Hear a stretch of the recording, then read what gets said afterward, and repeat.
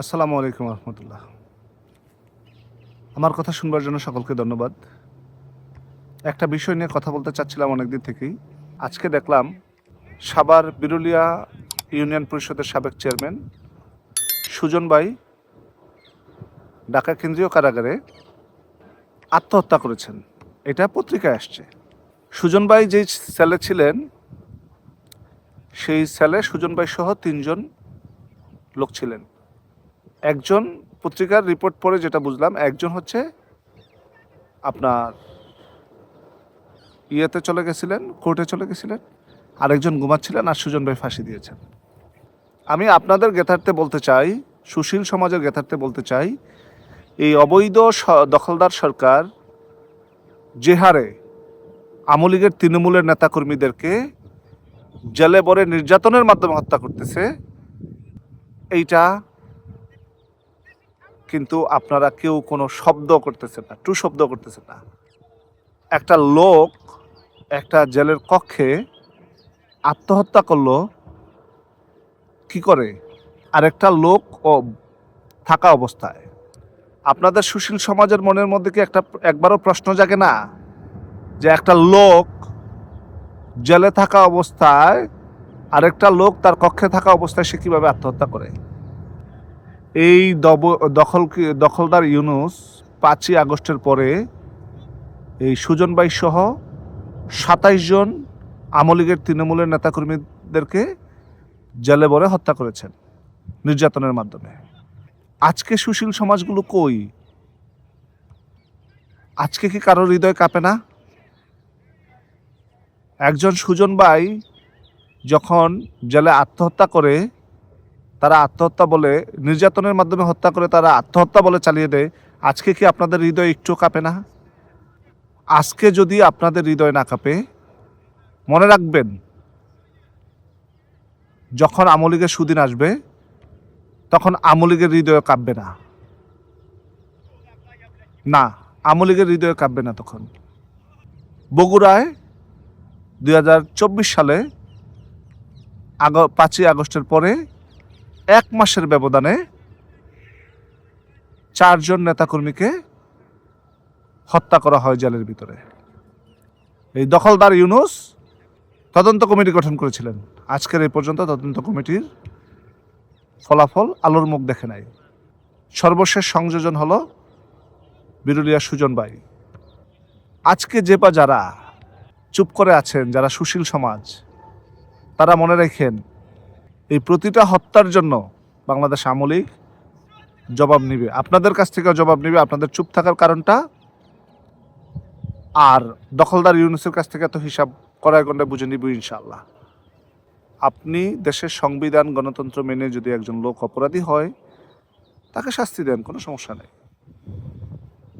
কিন্তু তাকে মেরে ফেলার অধিকার আপনার হাতে নেই।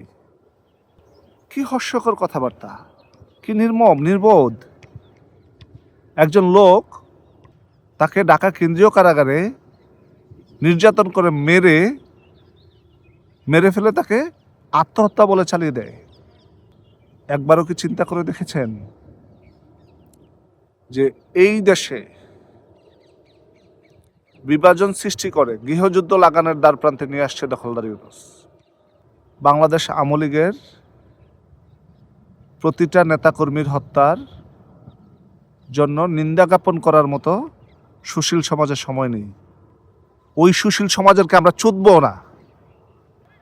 যেই সুশীল সমাজ দ্বৈত আচরণ করে, বাংলাদেশ তৃণমূলের আওয়ামী লীগের নেতাকর্মীদের জন্য এক আচরণ, আর তথাকথিত দখলদার বাহিনীর জন্য আরেকটা আচরণ, তাদেরকে আমরা সুশীল সমাজ হিসাবে চিন্তা করি না। ডিপ স্টেটের টাকা খেয়ে সুশীল সাজতেছেন? ডিপ স্টেটের টাকা খেয়ে সুশীল সাজলে হবে না। পেটে চর্বি জমে গেছে তো। প্রতিটা সুশীল সমাজে যারা এখন চুপ করে আছেন, তাদের প্রত্যেককে জবাব দিতে হবে কেন চুপ করেছিলেন। এখনো সময় আছে। ইউনুসের বিরুদ্ধে, ইউনুসের দখলদারির বিরুদ্ধে আপনারা কথা বলতে শুরু করুন। আজকে যখন পত্রিকাটা পড়লাম, একজন নেতা,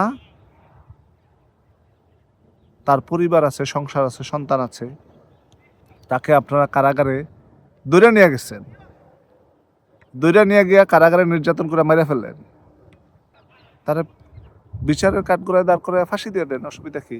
তাও চালাই দেন। যে বিচার করছেন কই? না।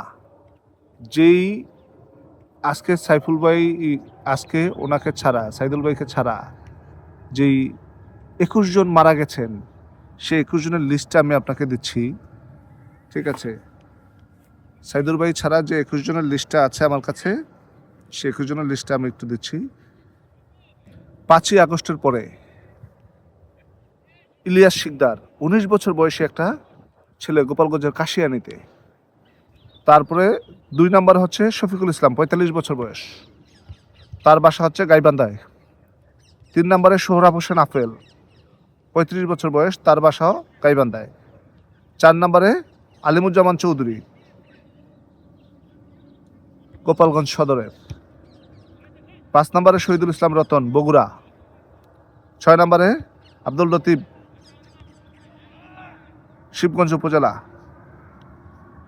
7 নম্বরে অধ্যক্ষ আব্দুল শাহাদাত জুনু, বগুড়া জেলা আওয়ামী লীগের সাংগঠনিক, পুলিশ লাইসেন্স স্কুল অ্যান্ড কলেজের সাবেক অধ্যক্ষ। 8 নম্বরে হরজত আলী, ব্রাহ্মণবাড়িয়া বানসারামপুরের। 9 নম্বরে আব্দুল মতিন মিঠু, বগুড়ার। 10 নম্বরে আতাউর রহমান আঙ্গুর, সিরাজগঞ্জ। 11 নম্বরে নিত্য সরকার, মানিকগঞ্জ। 12 নম্বরে শেখ জহিরুল ইসলাম, শ্রীপুর, গাজীপুর। 13 নম্বরে মমিনুল ইসলাম, নীলফামারী। 14 নম্বরে আক্তার শিকদার, খুলনা। 15 নম্বরে আব্দুর রাজ্জাক, ঢাকা সাভারের। 16 নম্বরে সিদ্দিক মোল্লা, নওগাঁ। 17 নম্বরে জাহিদুল ইসলাম, টাঙ্গাইল। 18 নম্বরে বগুড়া, এমদাদুল হক ভুট্টু। 19 নম্বর সুজিত চন্দ্র দে, কিশোরগঞ্জ। 20 নম্বর রিয়াজুল ইসলাম রাইজুল, সুনামগঞ্জ। 21 নম্বর ফরহাদ হোসেন সজীব, চট্টগ্রাম। আর গতকালকে সাইদুল ইসলাম সুজন ভাই। প্রতিটা হত্যা আমরা লিপিবদ্ধ করে রেখেছি। প্রতিটা হত্যার মোটিভ এবং প্রতিটা হত্যার সাথে সংগঠিত ব্যক্তিবর্গের নাম আমাদের কাছে লিপিবদ্ধ। আমরা বলতে চাই, কেউ পার পাবেন না।